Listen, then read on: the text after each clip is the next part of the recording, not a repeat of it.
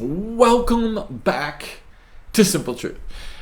Listen, we are in 1 Samuel chapter 17. I heard a rumor that I've done verse 8 twice. I could do it a third time if you'd like me to. But let's move on to verse 9 and see if we can wrap 8 back around it, right?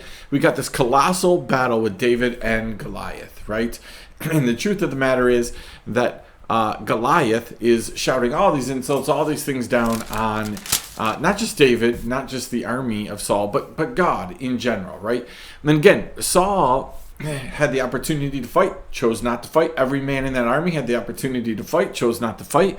So God brings up his man, a man after his own heart, a man who looks at this whole situation and says, yeah, we got this, right? Got this. It's not going to be a problem, right? So we get to verse 8 and 9, 7, 8, 9, and Goliath is talking to and challenging the army. He's saying to them, hey, listen, here's the deal. Right? Why don't you pick a guy, have him come out and fight me? If we win, you guys are our slaves. If you win, we're your slaves. You know, it sounds great when you're 9 foot plus tall and the guy you're fighting is, 13, 14, 15 years old with a sling, right? And so Goliath feels pretty confident about this whole thing. Do you know, there's this concept, right? I'm going to try really hard to get out of verse 8, but the concept is this, right?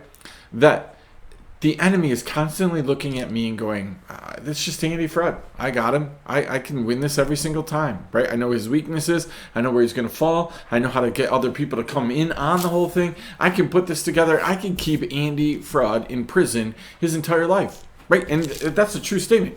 He can kick my butt every single time, right? So Goliath, one-on-one with David, is going to win every time. Right, like even if it's a 1 in a million chance, so he's coming back at us, right? The problem with the enemy is we're never, ever going to kill the enemy. Do you realize that, right? It's only God who defeats the enemy, only God who kills our real enemy. And so what happens is we may get a victory here or there, but he's coming back. He's going to come back, he's going to come back, and he's going to come back. The only way to get him so he doesn't come back in the same way is to team up with the ultimate two, which is God, right? And so Goliath feels super confident. Listen, this man single-handedly has kept a king and an entire army from attacking for 40 days. 40 days, nobody's answering the call.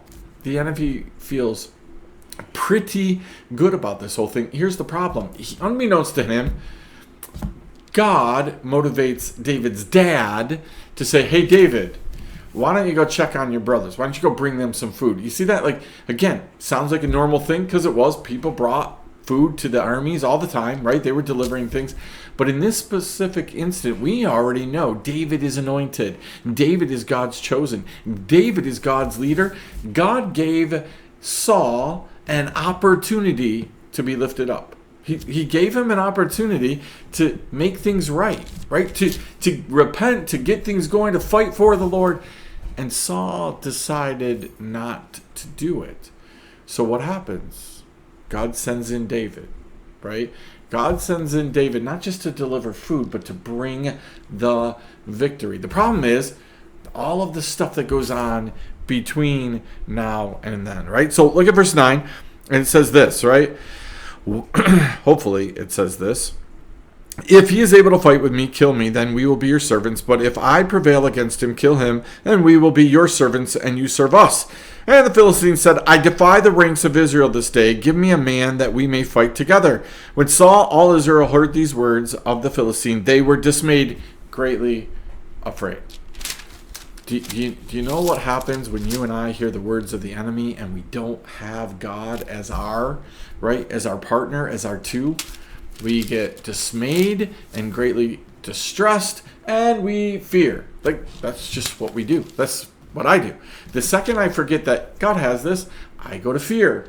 Like, it's just the go-to thing for us. I look at this, right? I get my red, pink slip in the mail. I get it in my box at work. I know that I'm going to be released. And what happens? Dismay and fear and distress and all these things. Why?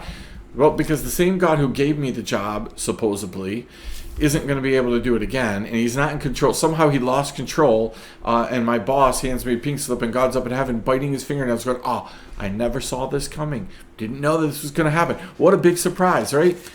There's nothing that surprises God. He's got this. This is a tailor-made situation for God to actually do something.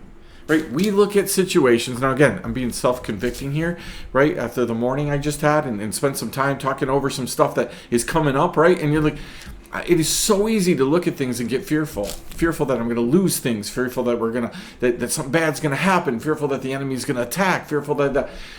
Notice, here's the key. We got to be in the right place at the right time, right? So that God can use us. If we're not in the right place at the right time. David didn't volunteer to go to his brothers. We're going to find out.